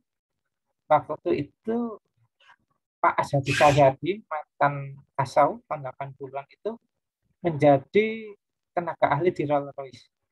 Dia membujuk pihak Rolls-Royce untuk mendatangkan suku cadang Hercules dari pabriknya Lockheed Martin ke Rolls-Royce, baru kemudian secara diam-diam dikirim untuk TNI AU. Terus pada akhir pemerintahan Presiden Soeharto, kita pernah berencana membeli pesawat Sukhoi 30 MKI dari Rusia. Namun pembelian itu terpaksa kita batalkan karena kita dilanda krisis ekonomi. Mungkin itu saja yang bisa saya sampaikan. Untuk lebih lanjut bisa kita sambung melalui diskusi. Waktu dan tempat saya kembalikan kepada Mas Bening. Silakan, Mas. Terima kasih Mas Danto atas penjelasannya ini. Ini kedua pembicara kita ini sudah menerangkan, ngobrol banyak tentang Air Power Indonesia dari tahun 1945 ya, dari zaman Soekarno ke era Orde Baru atau zaman Soeharto. Ini untuk rekan-rekan yang ingin berpartisipasi bisa melalui chat yang tadi sudah saya infokan di awal, juga bisa melalui raise hand. Namun ini karena yang raise hand ada dua, ini saya pilih terlebih dahulu ya, mungkin dari Mas Krisno Bayu, boleh Mas, untuk silakan pertanyaannya langsung saja. Halo Mas Krisno Bayu, apakah di tempat? Ya, di tempat. Assalamualaikum warahmatullahi wabarakatuh. Mungkin pertanyaan pertama, pertanyaan saya tujukan ke pemateri pertama. Tadi ada sebuah tema menarik bahwa kita mendapat hibah peralat alutsista ya. Nah, dan salah satunya pesawat moncong merah. Nah, ini menjadi sebuah pertanyaan, apakah bagaimana atau sistem apakah yang kita buat untuk pelatihan atau penciptaan pilotnya? Karena saya yakin pada waktu itu kita posisi pilot di Indonesia ini masih sangat jarang. Bagaimana? Apakah ada, tidak mungkin kan langsung belajar terbang sendiri, itu sangat tidak mungkin. Mungkin ada info di situ, itu yang pertama. Lalu untuk pertanyaan kedua, mungkin kepada Mas Mudanto Pamungkas nih, tema yang menarik tentang berbagai macam, bahkan ada bisa menjelaskan sampai ke tipe-tipenya. Hanya mungkin satu miss yang mungkin perlu kita masukkan. Nah ini di Habibie ini tiba-tiba muncul kemudian menciptakan pesawat. Tadi saya lihat sampai ke bagian akhir mungkin saya belum melihat adanya keberhasilan ini. Apakah ini akan diteorikan termasuk di Orde Baru atau tidak? Jadi kita ini kan tidak merangkak langsung jadi. Apakah munculnya Habibie ini salah satu akibat dari tadi embargo dari persenjataan itu. Nah, untuk tema masukan yang mungkin bisa menjadi menarik di forum kita ini ke depannya, mungkin ada satu untuk bagaimana kita ternyata pernah diembargo. Nah, ini embargo apa? Mungkin itu bisa menjadi sebuah tema. Ya, itu mungkin dari saya. Terima kasih Mas Bening atas waktunya.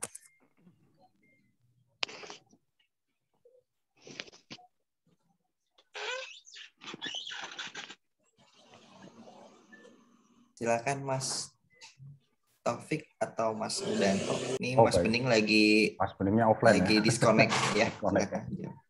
Iya, ini sebelumnya disclaimer ya, Mas Bayu ya, karena posisi saya di sini memang bukan ahli sejarah ya, tapi seperti saya bilang tadi hanya sekedar peminat saja. Tapi akan saya coba jawab ya. Memang tahun 50 kan ada penyerahan alutsista dari militer Luftwaffe atau angkatan udaranya Belanda ke Indonesia ya. Salah satunya pesawat itu tadi, cocor merah P-51 Mustang.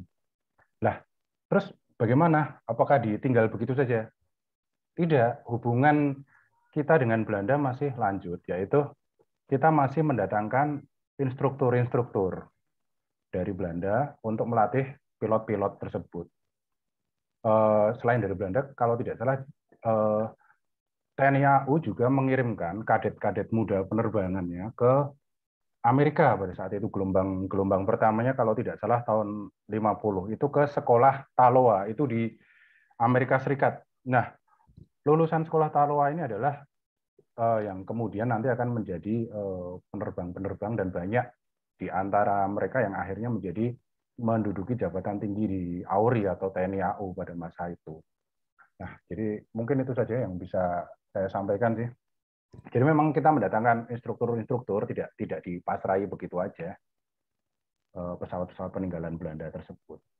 Ya, mungkin itu yang bisa saya jawab. Silakan ke pertanyaan selanjutnya, Mas Danto. Oke, saya ingin menambahkan jawaban dari Mas Taufik ya. Sebenarnya sekolah penerbangan itu kita sudah mulai di Maguwo oleh Adi Sucipto dan kawan-kawan ya, angkatan pertama. Angkatan kedua itu tahun 46-47 kita ngirim orang ke India. Itu salah satu lulusan yang terkemuka menjadi pimpinan AURI itu bintang 3 Pak Sri Bimo Aryo Tejo. Itu bintang 3 dia lulusan AURI. Kita ngirim di 2 sekolah penerbang sipil di India tahun 46-47. Kemudian untuk tahun 50-an kita juga mendatangkan instruktur sewaan dari Amerika, kelompok penerbang yang mereka disebut sebagai The Flying Tiger. The Flying Tiger ini merupakan penerbang veteran penerbang tempur eks-perang dunia kedua. Mereka melatih di Indonesia selama beberapa bulan. Saya nggak hafal nama-namanya, tapi ada 4 atau 5 orang gitu di Indonesia. Mereka melatih pilot-pilot pesawat tempur kita. Terus pertanyaan yang untuk saya tadi ya, mengenai peran Habibie dalam pembangunan kekuatan udara. Karena durasi sangat singkat, saya tidak mungkin menjelaskan semua kekuatan alutsista kita yang dimiliki pada waktu itu. Tapi yang jelas ketika masa transisi dari era Soekarno ke Soeharto, sekitar tahun 66, itu 67, waktu itu Bung Karno sudah punya program untuk membuat pesawat Fokker 27 di Indonesia. Pabriknya itu sudah mau dibuat di daerah Kemayoran. Dan itu gambarnya itu, gambar desain pabriknya itu, arsipnya udah ada di antri di khasanahnya, arsipnya Pak Insinyur Soeharto, yang sudah diakuisisi oleh antri beberapa tahun yang lalu. Itu udah ada.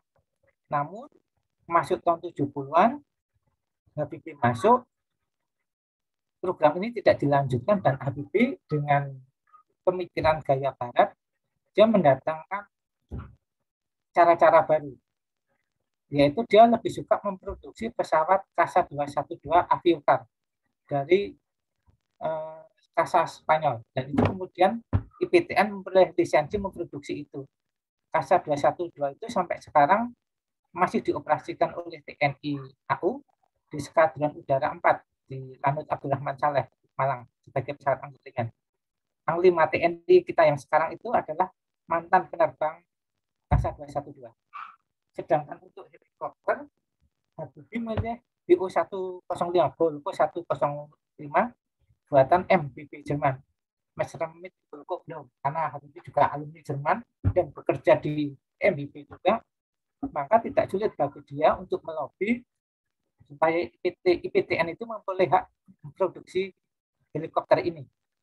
Nah, helikopter NBU 105 itu diproduksi sebagian besar digunakan sebagai helikopter serangnya Angkatan Darat. Mungkin itu aja jawaban saya, Mas Bayu. Terima kasih Mas Danto. Mohon maaf tadi, ada kendala jaringan nih di. Baik, untuk selanjutnya nih sebelum saya ke pertanyaan berikutnya, ini daripada saya memendam pertanyaan ini, saya ingin menanyakan sesuatu nih Mas Danto atau Mas Taufik. Jadi dulu saya ingat waktu saya kecil ya, itu ada perwira kesatria, kalau nggak salah yang main Deddy Yusuf sama Dodi Damara nih. Yang populer sekali nih pada zamannya ini, Top Gun-nya Indonesia nih. Nah, kalau bisa diceritakan nggak itu sebenarnya pesawat apa sih yang digunakan? Apakah sama dengan Top Gun yang ada di Amerika atau bagaimana itu? Punya Indonesia atau bukan? Itu kan sebenarnya kan kayak memori saya waktu kecil. Daripada saya nggak tanyakan nanti saya penasaran nih. Tolong jawab, Mas Danto. Oke, kalau film Berpindah Ksatria itu ya, itu kayaknya film saya zaman SD kali ya. Atau saya udah kuliah, saya lupa. Udah nggak sosok muda deh. Tapi kayaknya yang saya ingat itu, saya nggak ingat pemain cowoknya, tapi yang saya ingat Gianni Tami. Iya, iya, iya, iya. Untuk pesawat-pesawat yang digunakan di film Perwira Ksatria itu tadi ada di slide saya semua. Yang waktu dia pertama adegan latihan terbang, kalau nggak salah saya ada agak lupa ya. Itu tadi T-34 Charlie itu Turbomintor. Sedangkan untuk latihan kejar-kejaran dengan pesawat tempur itu HMK-53. Itu Mas. Punya Indonesia semua berarti Mas Danto ya? Ya, kita punya semua. Oh, baik. Baik, kita ke penanya berikutnya nih. Ada satu orang raise hand. Mohon waktunya Bapak Setio Edi Susanto bersedia untuk raise hand ya. Ini saya buka mute-nya ya. Monggo Pak, dipersilakan Pak. Baik, terima kasih. Terdengar suara saya, Pak Bening? Terdengar Pak, silakan Pak, jelas sekali. Ya, Selamat datang. Terima kasih atas kesempatannya Pak Bening. Terima kasih nih teman saya Pak Topik, nih teman dari Andri. Salam kenal buat Pak Danto, Pak Bening, ya. Kalau Pak Topik udah kenal. Saya Edi Arsiparis dari IPB Bogor. Pertanyaannya ke Pak Topik. Tadinya Pak Topik 2, kemudian Pak Danto 2, tapi sama tadi yang Pak Habibie itu udah ditanyakan oleh Pak Bayu tadi, sama ya. Nah, untuk yang pertama ke Pak Topik, tadi disampaikan bahwa pesawat yang pertama dimiliki itu bantuan dari rakyat Aceh ya, kalau nggak salah tahun 48 ya, 48 itu di waktu Pak Karno pidato di Kota Raja ya, sekarang Banda Aceh. Ya. Nah pertanyaannya, apakah pada saat itu, kalau nggak salah juga Pak Daud Bereh ya yang mengkoordinir penggalangan dana sehingga terkumpul bukan dana ya, tapi dalam bentuk emas 20 kg. Nah, pertanyaan saya, apakah ada arsipnya di ANRI terkait kejadian itu, ya, terutama di luar hal yang di luar pengetahuan publik, misalkan apa ya, ada deal-deal apa gitu antara Pak Karno dengan Pak Daud Bereh gitu ya, terkait penyumbangan dana dari Aceh itu. Yang pertama, kemudian yang kedua, tadi yang sama Pak Taufik di cut itu adalah kejadian penggantian Pak Sudarma oleh Pak Umardani. Nah itu tadi kelihatannya Pak Taufik akan menunda cerita itu begitu. Apa latar belakang kejadian apa begitu ya. Nah itu yang menjadi, saya juga tertarik, belum tahu nih apa sebetulnya yang melatar belakangi penggantian itu gitu. Ada kejadian apa. Nah itu untuk Pak Taufik. Kemudian untuk Pak Danto, salam kenal Pak Danto. Ya Pak. Ya. Yang tadi yang menarik yang masalah beralih ke Israel tadi, ya, pelatihannya balik ke Israel.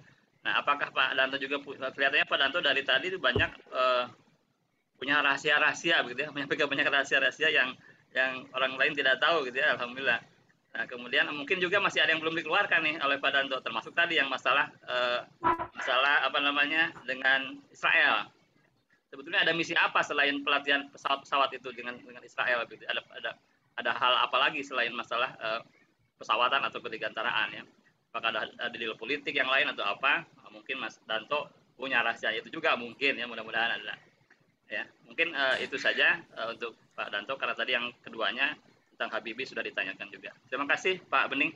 Baik Pak Setio, terima kasih banyak Pak untuk partisipasinya. Baik, untuk selanjutnya waktu dan tempat langsung saja Mas Taufik atau Mas Danto duluan.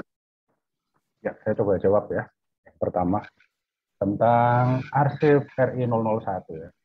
Nah, kebetulan sebelum acara ini saya mencoba riset kecil-kecilan ya. Memang saya fokus riset untuk materi flight ini lebih kepada visual atau foto-fotonya.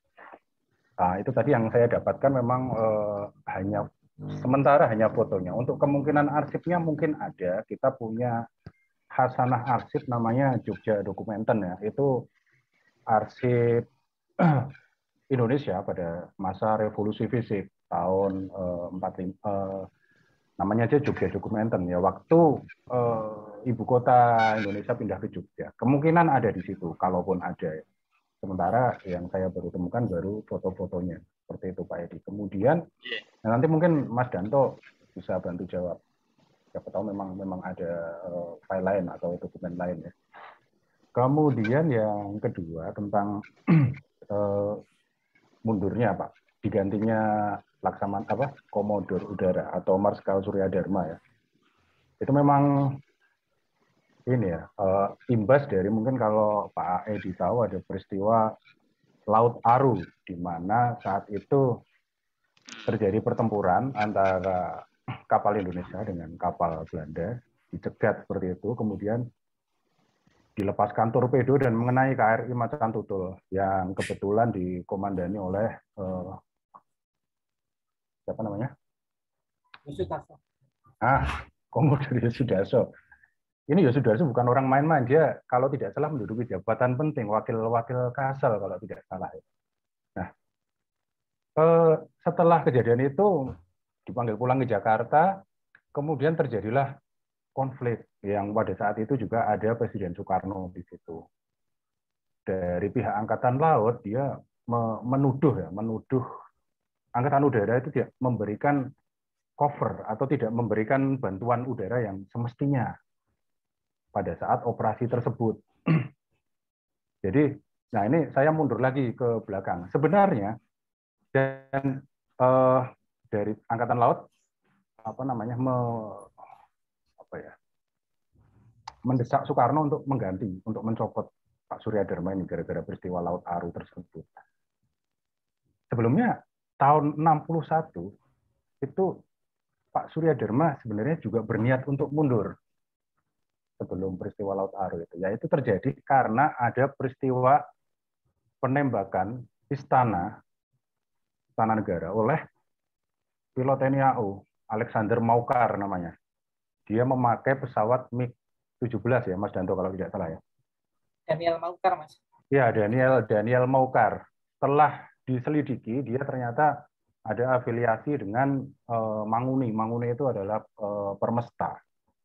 Nah, bisa dibayangkan malunya seperti apa ya pada saat itu Surya Dharma. Bagaimana Surya Dharma sehingga dia mengajukan untuk pengunduran diri. Tapi pada saat itu Presiden Soekarno masih menahannya di situ. Nah, di peristiwa tahun 62 ini akhirnya ya tidak bisa tidak bisa dielakkan lagi karena tuduhannya dari sesama angkatan untuk menghindari konflik tersebut. Akhirnya Pak Surya Dharma diberhentikan, tapi beliau tetap diberi tempat menjadi menteri. Kemudian digantikan oleh Omar Dhani. Nah, seperti itu, Pak. Sejarahnya seperti itu.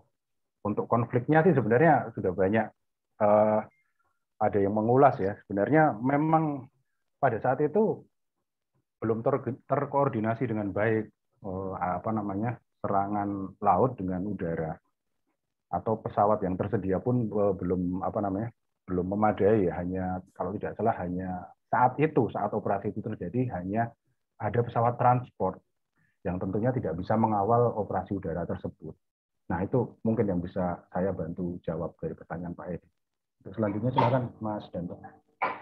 Saya menambahkan tadi jawaban dari Mas Taufik bahwa tiga KRI kita yang masuk ke Laut Arafura itu kan tujuannya melakukan infiltrasi sukarelawan Trikora.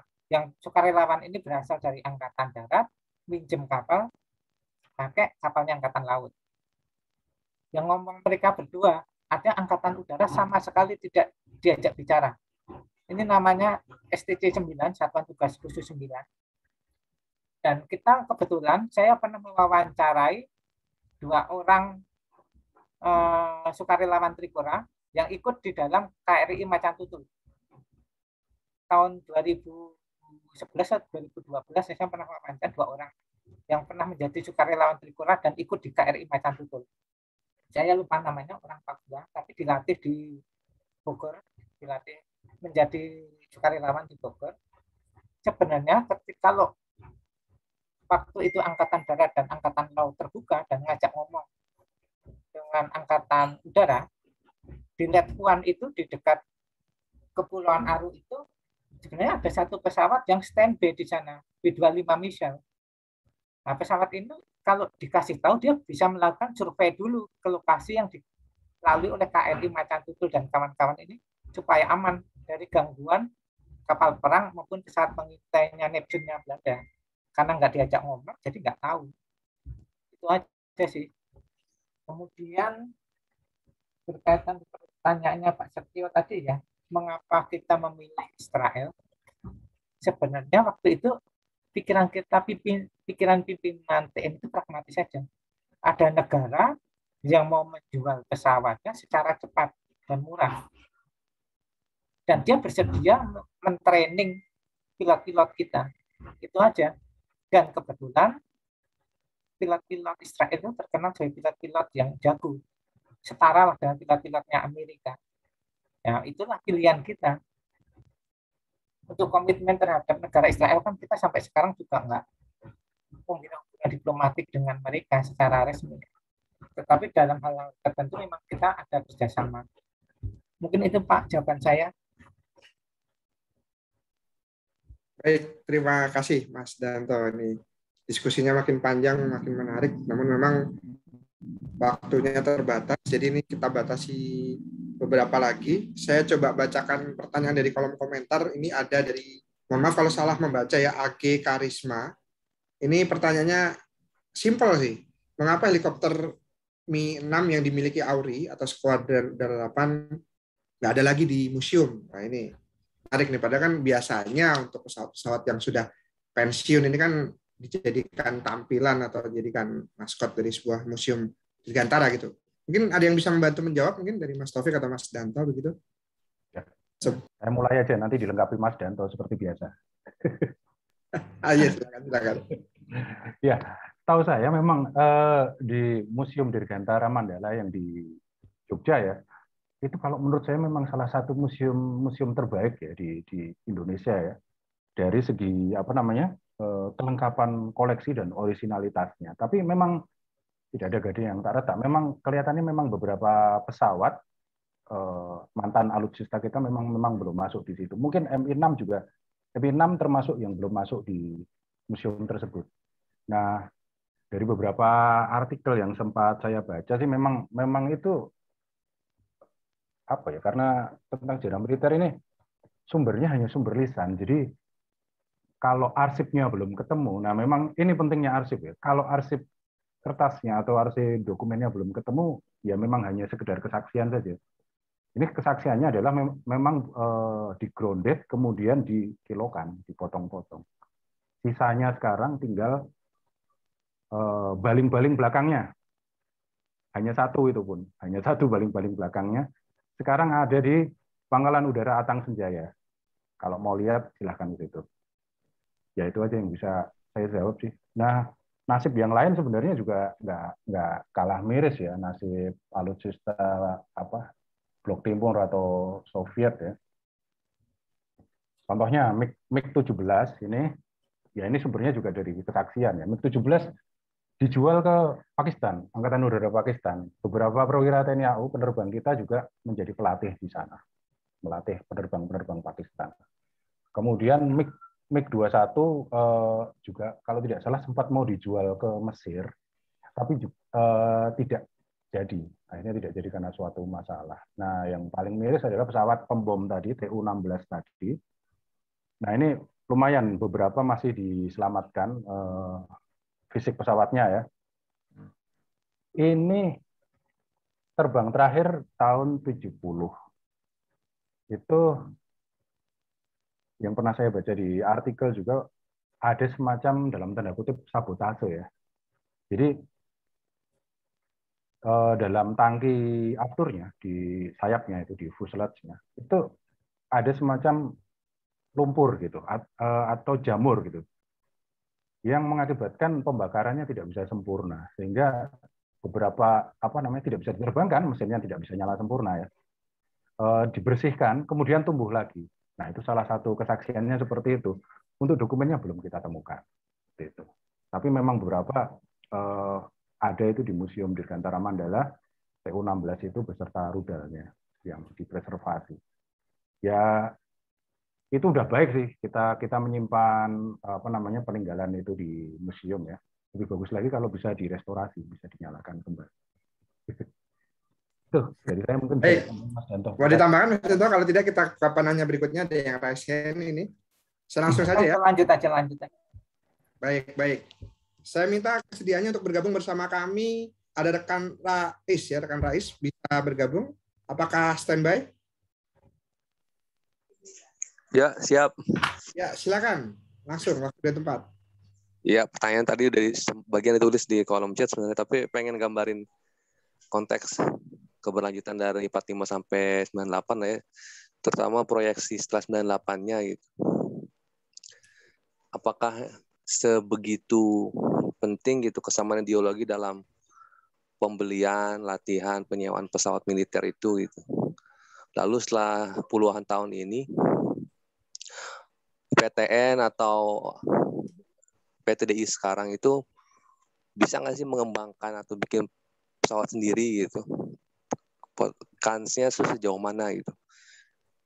Itu aja sih. Makasih Mas Budi. Baik, terima kasih rekan Rais. Ini pertanyaannya mungkin bisa langsung diakomodir sama Mas Danto kali ya. Gimana Mas Danto? Ini pertanyaannya setelah bertahun-tahun ini bisa nggak sih kita menciptakan sendiri, lalu hubungannya dengan blok barat dan blok timur? Silakan Mas Danto. Kalau era perang dingin ya jelas orientasi ideologi politik itu sangat berpengaruh ya. Kalau orang negara-negara condong ke blok sosialis komunis itu pasti pakai produk-produk Uni Soviet, sedangkan yang condong ke Amerika bisa pakai produknya Amerika maupun produk-produk Eropa. Dan itu berkaitan dengan nanti sistem pemeliharaannya. Kalau kita pakai dua-duanya nanti repot ketika maintenance dan pengadaan logistiknya. Dan sekaligus pelatihannya. Misalnya untuk pesawat-pesawat blok timur itu kan untuk satuan hitungnya dia pakai kilometer per jam. Sedangkan pesawat-pesawat barat itu pakai mil per jam.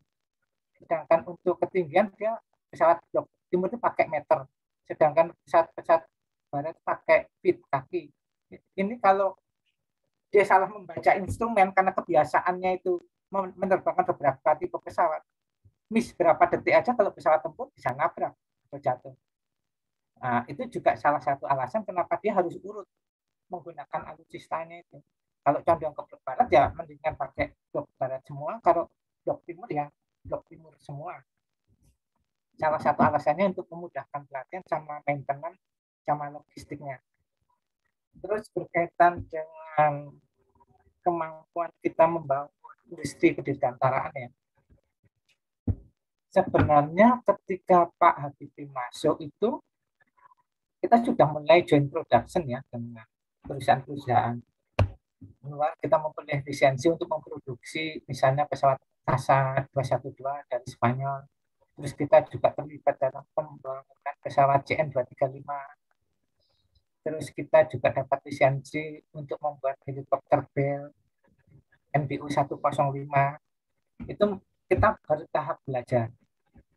Akhir-akhir ini berapa tahun yang lalu kita melakukan kerjasama dengan Korea Selatan, ke Korea Aerospace Industries itu memproduksi pesawat KFX atau IFX.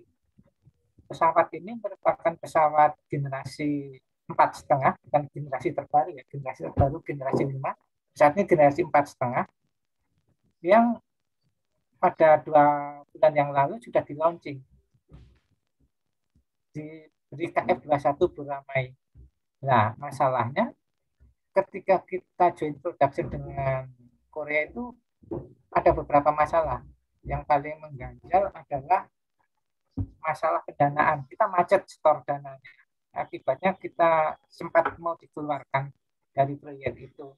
Namun kemarin 2 bulan yang lalu ketika di launching di Korea oleh Presiden Korea Selatan, Menhan kita juga diundang ke sana dan bendera merah putih juga ditempel di pesawat KF21 itu. Dari segi teknologi untuk mau baru belajar bikin pesawat tempur oke. Tapi kalau kita berharap pesawat ini nanti kelak mungkin diproduksi masa 2030-an dapat menghadapi tantangan zaman pada era nanti, saya kira terlalu berlebihan karena negara-negara tetangga kita saat ini seperti Singapura sudah dapat izin untuk memakai pesawat generasi 5 F-35. Dan Australia mengajukan 72 pesawat, per bulan Juli kemarin sudah dapat 40 pesawat F-35, pesawat generasi 5. Sedangkan kita baru belajar bikin pesawat tempur generasi 4,5 yang berada di bawahnya itu. Jadi kalau dilanjutkan, jangan-jangan kita nanti memproduksi pesawat yang sudah kadaluarsa pada eranya. Mungkin itu aja sih jawaban saya untuk Mas Rais. Baik, terima kasih Mas Danto. Ini waktu semakin mendekati akhir ya. Terakhir nih mungkin saya penanya terakhir ya, yang sudah raise hand bisa bergabung bersama kami, Mas Danu atau Bapak Danu. Silakan. Bersedia bergabung? Iya, selamat sore. Terima kasih. Selamat sore, silakan. Ya, langsung aja ke pertanyaannya. Mungkin untuk Pak Taufik Nurhuda ya, tadi saya sangat menarik itu presentasinya. Ada nama tadi Ignatius Dewanto menjadi satu-satunya penerbang tempur Indonesia yang hingga detik ini menjatuhkan pesawat musuh ya. Nah, ciri khas TNI AU itu kan suka mengabadikan nama-nama pahlawan ya, menjadi nama lanut, pangkalan udara gitu. Nah ini apakah saya aja yang belum tahu atau emang belum ada ya Pak untuk nama lanut atau bandara udara Ignatius Dewanto ya? Karena kalau setahu saya kalau Leo Watimena ya juga salah satu penerbang tempur terbaik angkatan udara, mungkin satu angkatan kali sama di masa Ignatius Dewanto itu udah menjadi lanut ya di Indonesia bagian timur. Mungkin itu aja pertanyaannya. Terima kasih. Baik, terima kasih Mas Danu. Pertanyaan yang sangat menarik nih di akhir diskusi kita. Silakan Mas Taufik. Iya, terima kasih. Ya memang Ignatius Dewanto ini 11-12 sama Leo Watimena. Penerbang yang handal dan nekat. Dia sering membawa ini ya, pesawatnya itu untuk manuver yang gila-gilaan, kayak melewati di bawah jembatan gitu. Bahkan ada suatu kesaksian loh, penerbang si pilot berada di pangkalan udara melihat pesawat mendarat membawa kabel di belakangnya, nyangkut kabel. Ini pesawatnya, itu pesawatnya Dewanto itu. Jadi nekat sekali memang kalau manuver. Nah, memang nggak seperti Leo Watimena. Kalau Dewanto, setahu saya memang belum jadi objek ini. Namanya belum diabadikan jadi bandara atau pangkalan udara.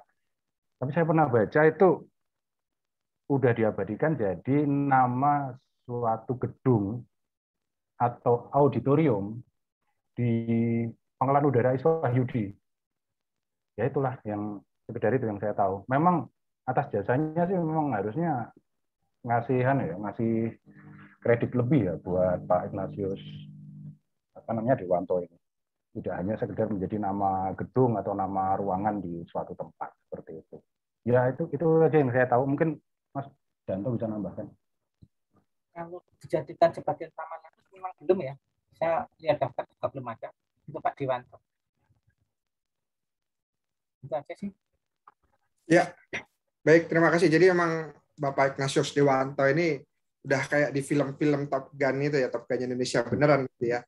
Benar-benar dia melakukan dogfight untuk pertarungan udara, lalu berhasil menembak musuh dan. Oh ya, saya satu lagi Mas Bening.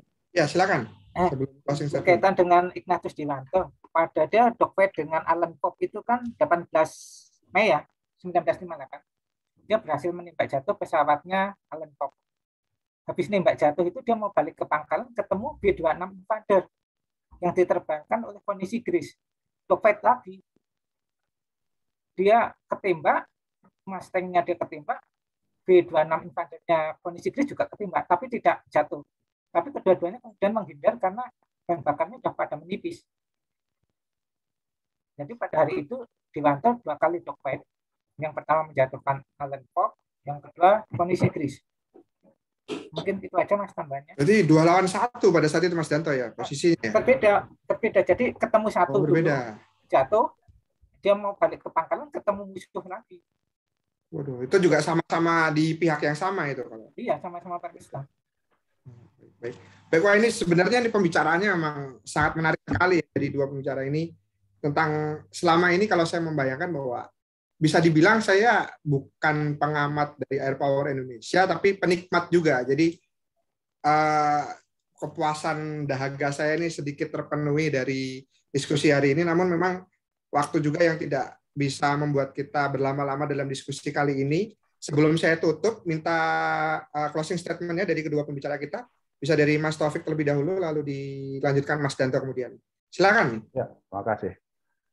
Jadi memang perkembangan alutsista militer Indonesia ya, tidak hanya TNI AU ya, TNI AL dan Angkatan Darat juga memang nggak lepas dari orientasi politik ya pada saat itu. Termasuk juga situasi keamanan pada saat itu. Bisa kita pahami bahwa pada masa Soekarno itu banyak sekali terjadi pemberontakan dan juga konflik-konflik regional. Ya, maka tidak heran juga jika dia memperkuat alutsistanya dengan gila-gilaan, dengan barang-barang yang baru, dengan pesawat-pesawat yang hitungannya masih gres, ya, masih baru gitu. Memang itulah sejarah. Memang kadang di atas, kadang di bawah. Pada masa itu memang menjadi AURI ini jadi benar-benar jadi tulang punggung ya, benar-benar jadi anak emas gitu dalam tanda kutip ya, karena dia mendapat persenjataan yang first class, yang baru, yang gres, yang high tech pada masa itu. Sehingga banyak sejarawan itu sepakat bahwa itulah masa keemasan TNI AU, di mana pada saat itu AURI menjadi angkatan udara terkuat di belahan bumi selatan. Khatulistiwa ke selatan. Australia nggak ada apa-apanya. Bahkan saya pernah baca itu ada misi pembom TU-16 itu menyusup masuk ke ke Australia, ke Alice Springs untuk mengedrop suatu paket yang isinya radio sama apa gitu. Itu sebagai ini aja, sebagai pengingat buat Australia, kalian jangan macam-macam itu, jangan ikut campur urusan negara orang seperti itu. Ya untuk harapan saya sih tentunya kita bisa kembali ke kejayaannya ya. Bukan berarti kita harus menambah jumlah dan macamnya seperti tahun 60-an, tetapi ya minimal kita tidak ketinggalan dalam teknologi seperti yang tadi diberitahu oleh Mas Danto. Tetangga sebelah udah jet tempur generasi 5, kita sendiri baru mau bikin generasi 4,5. Nah, ketertinggalan teknologi ini yang sebenarnya tidak boleh terjadi ya, tapi memang karena namanya prioritas anggaran ya, mungkin belum ke situ ya. Yang kedua, memang harapannya ada alih teknologi, kemudian juga yang saya impikan sih memang kita bisa membangun industri kita secara mandiri ya, sehingga industri pertahanan secara mandiri. Ya, contohnya seperti Pindad lah, Pindad sudah bisa bikin Panzer dan lain-lain dengan kualitas yang bagus ya, senjata api yang bagus ya. Ya, contohnya seperti itu, mungkin itu juga yang bisa diusahakan untuk membuat pesawat tempur dengan kualitas yang bagus. Ya, seperti itu dari saya. Terima kasih. Langsung saja Mas Danto. Closing statement dari saya, sebagai negara yang besar sudah seharusnya Indonesia itu mempunyai kekuatan yang disegani di kawasan, serta tidak mudah didikte oleh kekuatannya dalam pengadaan dalam pembangunan alutsistanya ke depan. Nggak boleh ada lagi kekuatannya yang mendikte Indonesia harus beli ini, beli itu. Kita sendiri yang menentukan, bukan kekuatan lain. Mungkin itu aja, Mas.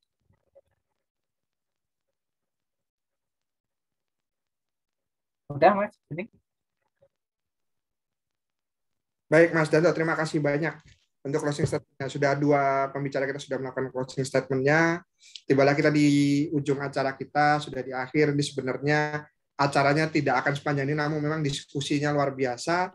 Terima kasih atas partisipasi semuanya yang sudah hadir, yang sudah berinteraksi dalam kolom chat, dan sudah berinteraksi bergabung bersama kami dengan cara raise hand.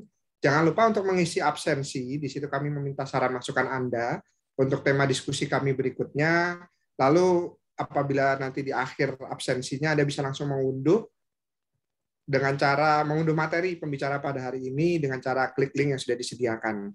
Baik, saya akhiri untuk perjumpaan kita kali ini. Saya Bening bersama rekan-rekan yang bertugas pada sore hari ini mengucapkan terima kasih banyak atas kehadiran teman-teman sekalian. Terima kasih juga untuk pembicara kita yang sudah menemani saya sampai dengan akhir. Terima kasih Mas Taufik, terima kasih Mas Danto. Sampai jumpa lagi di lain kesempatan, secangkir sejarah sore, menikmati bincang sejarah. Terima kasih. Wassalamualaikum warahmatullahi wabarakatuh. Terima kasih. Terima kasih semuanya. Terima kasih. Terima kasih Mas Unin. Terima kasih.